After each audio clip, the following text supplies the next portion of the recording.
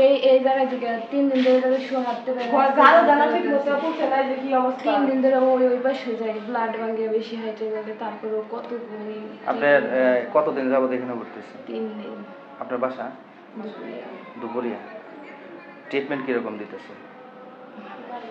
যেটা সত্য সেটাই বলে। ট্রিটমেন্ট একটু ব্যথা ব্যথা আসছিল তো মনে হয় জোরে নার্স পা এগুলা করে। ওটা একটু লাগে, তোমার ব্যথা আসতে লাগে। আচ্ছা ওটা ব্যাপার না, ওইটা সমস্যা নেই। দেখেন কি অবস্থা। ওই যে বাথরুমটা একটু লাগিয়ে দেখে দেন কি অবস্থা। এরকম অবস্থা, এই যে ময়লা টয়লা কিছুই করে না। আইকো বন্ধ দেওয়া যায় না।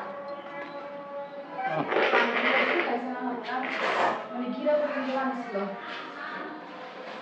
কালকে ওই যে ডিম ছিল, একটা কলা, 2টা রুটি। আর এখন যে ভাত, তেলা মাছ রাত্রে কি দেয়? রাত্রে দিই মাছ আর ভাত। এইগুলাই তো কালকে ওইগুলা দিছিল। গোসের কোনো এই নাই? এমন জায়গায় বিছনা বানিয়ে দিছি, বাস্তি পেট ব্যথা। কোন বাস? ও তো হঠাৎ করে পেটে ব্যথা। কবে ভর্তি করছেন? এই তো আজকে। ডাক্তার আইছিল? ডাক্তার তো আসে নাই, সিস্টার নিস্তালায় গেলে যে এমার্জেন্সি থেকে নিয়ে করে আইনে ইঞ্জেকশন দিয়ে এইটি করে তাদের চিকিৎসা এই জন্য সব কিনাই নে লাগাই দিছি। এগুলা হসপিটাল থেকে দেয় নাই? না একটাও না, কিচ্ছু দেয় নাই, সব বাইরে থেকে আনছে? সব বাইরে করে নিয়েছি। কোনো টেস্ট দিছে? না, টেস্টও দেয় নাই। সবকিছু বাইরে থেকে এখানে কোনো কিছুই দেয় না, একটা ওষুধও দেয় নাই? একটা কোনো কিছুই না, মানে দেয় দেখা যাচ্ছে যে 5 টাকাটা স্লিপ দেয়, যদি কোনো ওষুধ টষুধ দেয় না পারে।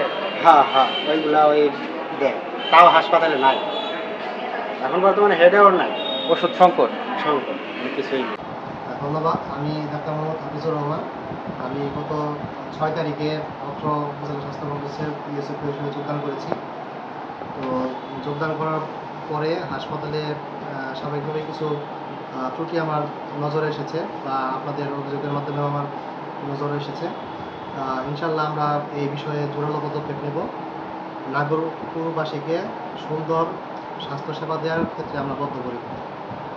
ইতিমধ্যে আমরা কিছু পজিটিভ পরিবর্তন এনেছি। হাসপাতাল পরিষ্কার পরিচ্ছন্নতার দিকে জোরদার করব। খাদ্যের মান উন্নয়নের ব্যাপারে ব্যবস্থা নিয়েছি। হাসপাতালে আমরা আল্ট্রাসাউন্ড মেশিন বরাদ্দ নিয়ে এসেছি, হয়তো বা নেক্সট উইকে আমরা আল্ট্রাসাউন্ড মেশিন চালু করব। এক্স রে মেশিনটা নষ্ট ছিল, আমি যোগদান করার পরে এক্স রে মেশিন ঠিক করা হয়েছে, এক্স রে কার্যক্রম চলমান আছে। তো ওভারঅল মোটামুটি একটা সুন্দর স্বাস্থ্যসেবা দেওয়ার ক্ষেত্রে আমাদের যে ক্ষেত্রে উন্নয়ন করা প্রয়োজন, আমাদের রিসোর্স বা আমাদের বরাদ্দ থাকা সাপেক্ষে আমরা চেষ্টা করব সুন্দর স্বাস্থ্যসেবা দেওয়ার জন্য।